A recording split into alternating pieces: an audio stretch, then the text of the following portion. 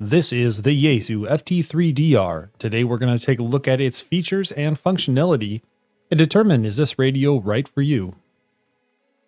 Welcome back to the channel, everybody. I'm Ham Radio Dude. I originally purchased the Yaesu FT-3DR approximately a year ago. At the same time, I purchased the Yaesu FT-70D.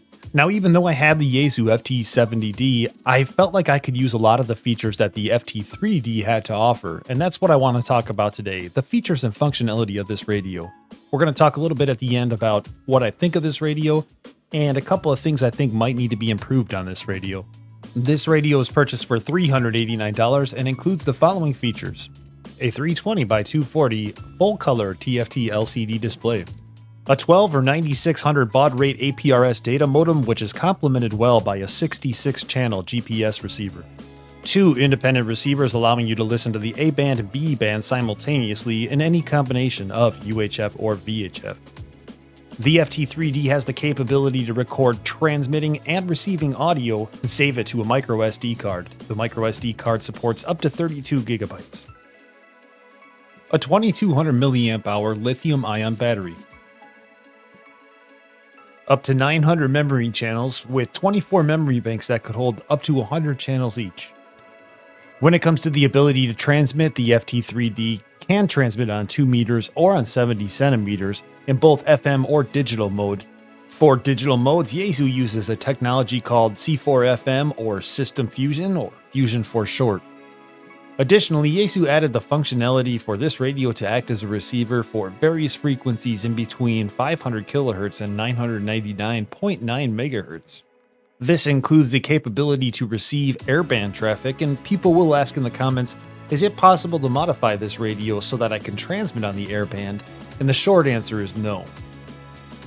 Performing a Mars mod on the radio is fairly simple, with one resistor needing to be removed and the radio not needing to be disassembled. The FT-3D has 4 different power levels, and it's pretty cool because you have 0.3 watts as the lowest. I use that around the house for things like my All-Star node. And then you can go up to 5 watts, which I'll use if I'm trying to talk to a repeater a little bit further away. I did test these power settings and I found them to be accurate, and these tests were conducted with a fully charged battery.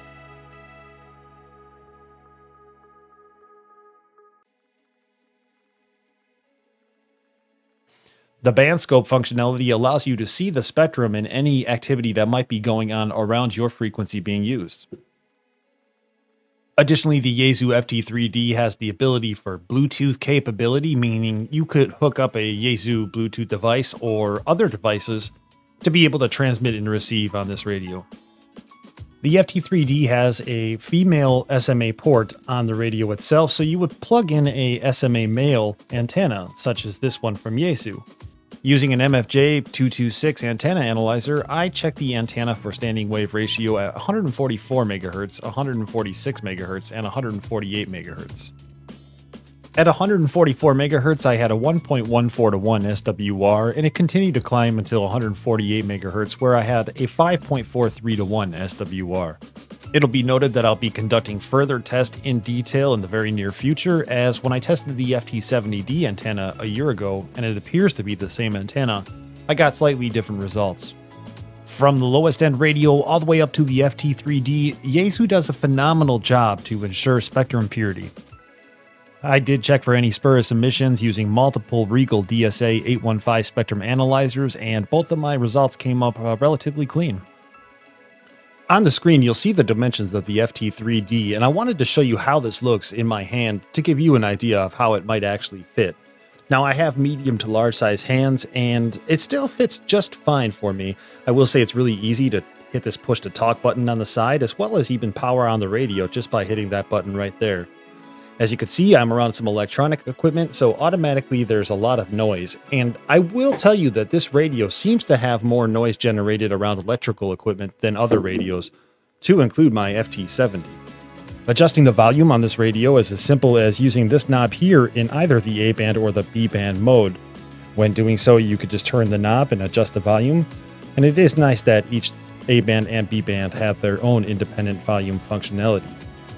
If I wanted to change the squelch on the A-band, I could tap the squelch button on the side of the radio, and adjust it from there. As you can see, it's all the way up, and I am still breaking the squelch level again, probably due to the electrical noise right around me. And while we're here, let's take a look at how awesome this TFT display is. Look how bright and vibrant it is. I really do appreciate that. And the nice thing about it is you don't need to have your finger or a special stylus in order to touch anything. As you can see here, I could hit certain functions with even a piece of cardboard. And the nice thing about this radio, as opposed to some of my other Yaesus, is the screen is not loose. The ability to change frequencies when you don't have your finger available is kind of nice. If you were wearing gloves, for example, on a hike, you could still change the frequencies without having to worry about taking your glove off and freezing to death. Having no loose screen, as well as nice little rubber covers on the side here, prevents this radio from getting water inside during jet blast. You could hit this radio with a jet blast from any angle, and it should protect the radio. We will test this later. I should probably clarify that when I say jet blast from any angles, I'm not talking going to the car wash and going all Arnold on this thing. Maybe a garden hose is what we'll try. But back to the radio here we're talking about, and you know, I mentioned these side buttons here and how nice they are. They fit well in my hand. And it's really nice that I could just hit a button on the side and I could lock the radio, or I could adjust that squelch. I could basically listen as squelch break, and I could do that all from the side without having to move my hands very much. So it's very ergonomic, if you will. Now, what I will say too is there's a couple different menu systems on this radio that I briefly wanted just to discuss. The first one is if you hit this FMW button, you can see there's a couple of shortcuts, if you will, and you can go forward and back. I do have to apologize as I am doing this backwards, so it's a little bit more difficult, but here is another menu here. If you hold down display, well, actually you can hit back to get out of the menu and then hold down display, and you're going to get into a whole nother type of menu system as well. It could get confusing. I will be the first to tell you right now that it could be kind of confusing. But overall, you pretty much figure out what you got to do and where you got to go. For example, if we wanted to go to SD card, we could do things like back up your settings or format your memory card. I think the audio sounds good in digital mode. I'll give you a listen so you can decide. And I just wanted to make a note that I've disabled all the filters on my mixer as well as in my computer for audio. Mix an electric line trike, but you know, those things are like $30,000. And who's got $30,000 just to... Now, I will tell you, and I will say too, it's really nice that as you're listening, you can see what repeater you're listening through, as well as who's talking through that repeater in digital mode. Now, unfortunately, because of YouTube's algorithm and their copyright rules, me playing even just 1 second of FM radio might get me a copyright strike. So here I am on FM radio, wide FM, and I'm not really going to be able to play too much for you, but what I am going to do is I'm just going to demonstrate here on NOAA Weather Radio. If I tap the A band, I could type in 162.500 and hit enter, and it'll bring me to NOAA Weather Radio and automatically switch me from wide FM just to standard FM. Here I am on NOAA Weather Radio. Let's take a look at how it sounds. Elevated fire weather risk across primarily central and east central Illinois today. And now the extended outlook for the period Monday through Saturday. Monday, elevated snow risk, mainly west of Chicago. Elevated sleet and ice accumulation risk south of Interstate 80. I do feel it's important to point out that NOAA Weather Radio station was only 7 miles away, but if I were to turn to a NOAA Weather Radio station a little further away, 37 miles away, Waves 3 to 5 feet building to 5. I still pick it up with no problem, maybe a little static. But that actually brings me to my next point, and we're talking about the audio, and I say it sounds okay, but let me turn on the FT-70D, and we can compare the 70D to the 3D, and I think you're going to be a little surprised. And for context, again, I've tried to make the audio sound as true as possible, meaning all my filters are disabled. We're going to start with the 3D, and we're back on that 7-mile radio station, or that 7-mile NOAA Weather Radio station. Let's take a listen. Michigan south. Rest of today, north winds 15 to 25 knots increasing to 30 knots. Waves 3 to 5 feet building to 5 to 8 feet. Now you have an idea what that sounded like. Let's go ahead now and listen to the FT-70D. Waves 5 to 8 feet, occasionally to 10 feet. Monday, east winds to 30 knots. Chance of snow in the morning. To me, that sounds like the Yaesu FT-7DD has a much fuller sound. Very surprising for the fact that these are both the speaker using 700 milliwatts. I can't speak about the battery life and the charge time with a complete confidence, and the reason is it varies so greatly, and the reason for that is many things. Let me try to explain those real quick. A lot of people report a 14-hour charge time when you plug the charger into the radio itself to charge the battery. Now, Yaesu says it's a 9-hour charge time, and I think the confusion there is if you're trying to listen to this radio while trying to charge the battery, you're not going to have a fast charge time. It'll be a lot slower, and that's where people might be starting to see the 14 hours and things.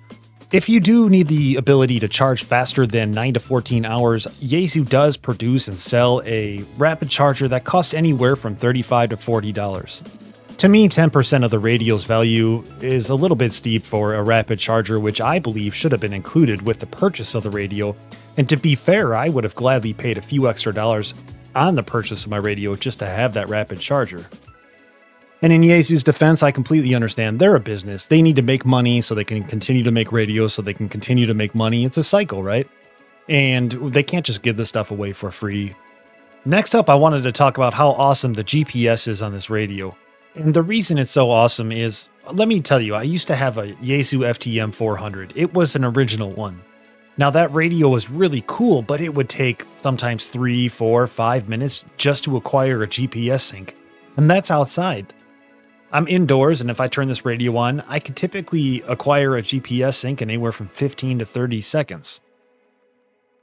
As I turn this radio on here, you're going to see it says, hey, this is a Yaesu, and you'll see the little icon right there, which is trying to acquire a GPS signal.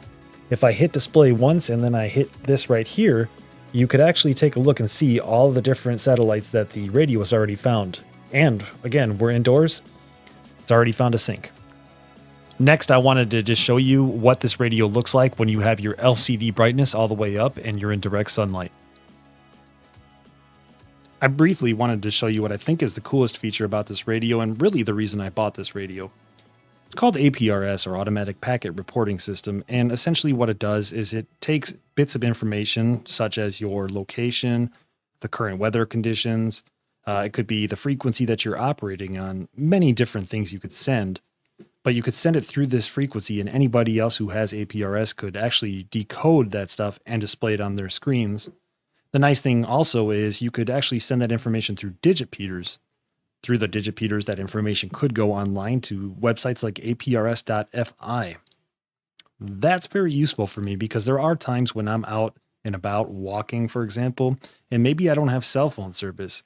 I carry this along in case I need to let people know where I'm at in a case of an emergency. For example, I can't walk for whatever reason.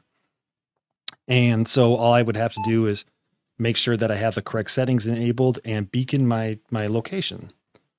Now, the nice thing even with that too is if it goes to aprs.fi, yes, everybody on the internet has the ability to know where I'm at, but in the situation that I'll be using this, I need people to know where I'm at. I could also go ahead and I can view a list of the stations I've received information on. And from there, I can go ahead and I can click on these stations and I could reply, for example, and I can send them a text message. Now, this text message is one of those old school phone screens from the early 2000s or late 90s where you have to hit it 3 times per letter and character.